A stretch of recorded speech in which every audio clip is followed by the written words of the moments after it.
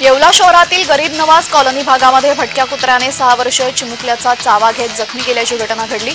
अब्दुल शेख सय्यद असं या चिमुकल्याचं नाव असून हा चिमुकल्या खेळत असताना भटक्या कुत्र्याने त्याच्यावर हल्ला करत पायाचा लचका तोडला असता त्वरित स्थानिकांनी त्याला येवला उपजिल्हा रुग्णालयात दाखल केलं। प्राथमिक उपचारानंतर या चिमुकलेला नाशिक येथे हलवण्यात येणार आहे।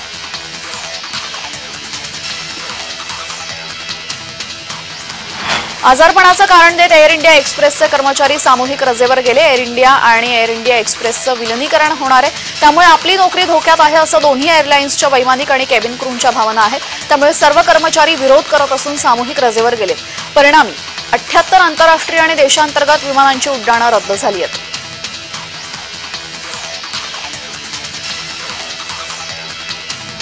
नागपूरमध्ये वाऱ्यासह जोरदार पावसाने हजेरी लावली। सध्या उन्हाने हैराण झालेल्या नागपूरकरांना दिलासा मिळालाय, त्यामुळे नागपुरात गारवा पाहायला मिळतोय।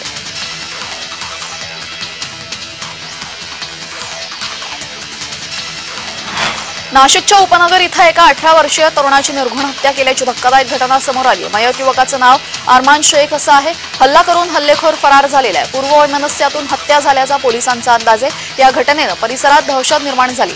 घटनेची माहिती मिळताच परिसरातील नागरिकांनी घटनास्थळी गर्दी केली। या संपूर्ण खुनाचा अधिक तपास पोलिसांकडून सुरू आहे।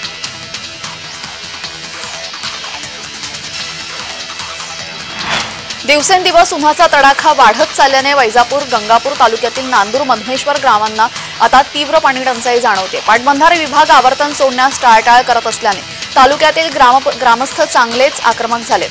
5 गावातील नागरिकांनी मतदानावर बहिष्कार टाकण्याचा निर्णय घेतला। यावेळेस मोठ्या संख्येने महिला डोक्यावरती हंडे घेऊन नांदूर मधमेश्वर पाटबंधारे विभागाच्या कार्यालयावरती पोहोचल्या।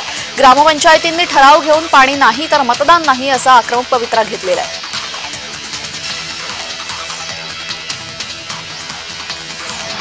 दुबईत मराठी माणसासोबत दुजाभाव होत असल्याचं प्रकरण समोर आल्यानंतर मराठी मनात संतापाची लाट उसळली। एका कंपनीने मुंबईत नोकरी असूनही मराठी उमेदवारांना अर्ज करण्यास परवानगी नाही असं सांगितलं। मुंबईसह राज्यात संबंधितांविरोधात संताप व्यक्त करण्यात आल्यानंतर दिलगिरी व्यक्त करण्यात आलेली आहे। आता या सगळ्या प्रकरणावर अभिनेत्री रेणुका शहाणेची पोस्ट चर्चेत आली आहे। मराठी माणसांसोबतच दुजाभाव करणाऱ्यांना आणि त्यांना पाठिंबा देणाऱ्यांना मतदान न करण्याचं आवाहन त्यांनी केलेलं आहे।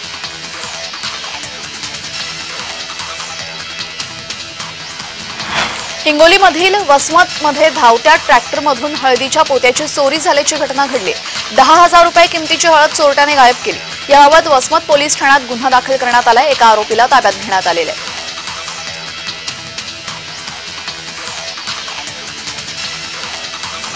सोलापूर आणि ब्रह्मपुरी इथं उच्चांकी 44.1°C तापमानाची नोंद झाली। राज्यात उन्हाच्या चटक्याने काहीली त्रासदायक ठरते, तर मराठवाड्यामध्ये वादळी वाऱ्यासह विदर्भामध्ये गारपिटीसह पावसाचा इशारा हवामान खात्याने दिला।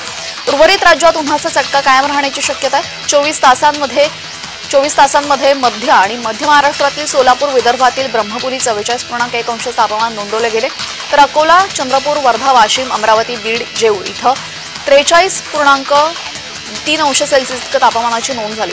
राज्यात उन्हाचा चटका आणि उकाडा कायम राहण्याची शक्यता आहे।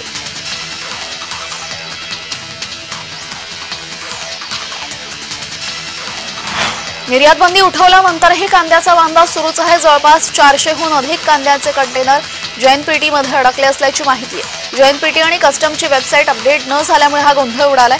जवळपास 400हून अधिक कांद्याचे कंटेनर मुंबईच्या जैनपेटीमध्ये अडकले आहेत।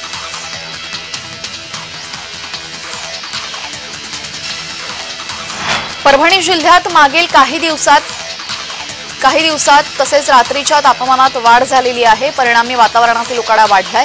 वसंतराव नाईक मराठा कृषी विद्यापीठातील कृषी हवामानशास्त्र विभागाच्या वेधशाळेत किमान 23°C तर कमाल 43.2°C तापमानाची नोंद झाली आहे।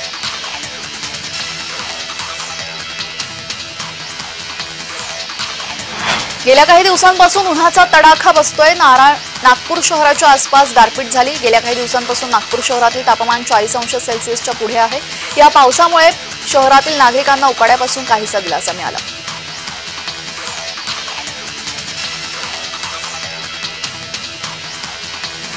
मराठवाड्यातील 749 लघु आणि 75 मध्यम प्रकल्प मिळून 824 प्रकल्पांमधील उपयुक्त पाणीसाठा अनुक्रमे 8 ते 7% आलाय। 134 लघु मध्यम प्रकल्प कोरडे पडले असून 326 प्रकल्पांमधील पाणीसाठा जोत्याखाली गेलेला आहे। मराठवाड्यातील एकूण 877 प्रकल्पांमध्ये केवळ 15% उपयुक्त पाणीसाठा शिल्लक असल्याने टंचाईची चिंता वाढतीये।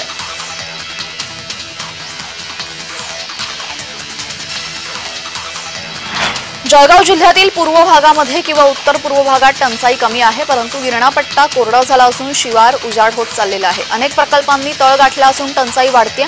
जिल्ह्यातील पश्चिम आणि अन्य भागांमध्ये टंचाई दिवसागणिक वाढत चालली, कारण या भागातील कमाल प्रकल्प तलाव कोरडे झालेले आहेत।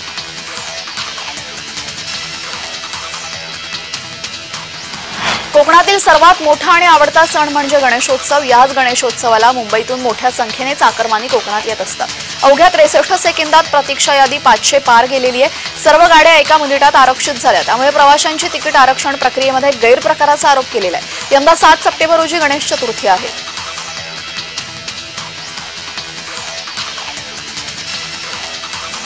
राज्यातील हवामानामध्ये सतत बदल होताना दिसतोय। सध्या उन्हाळा सुरू झाला असला तरी अनेक ठिकाणी अवकाळी पावसाची हजेरी आहे।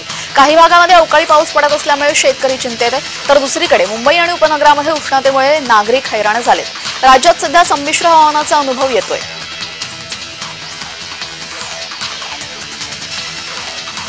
कोकणातील हवामान कोरडे राहण्याचा अंदाज हवामान विभागाने वर्तवलेला आहे। रायगड, रत्नागिरी, सिंधुदुर्ग, कोल्हापूर, हातकणंगले येथे तापमान 33°C ते 38°C दरम्यान राहण्याची शक्यता आहे। या भागातील तापमान सामान्य पातळीपेक्षा 1.4 ते 2°C जास्त राहण्याची शक्यता आहे।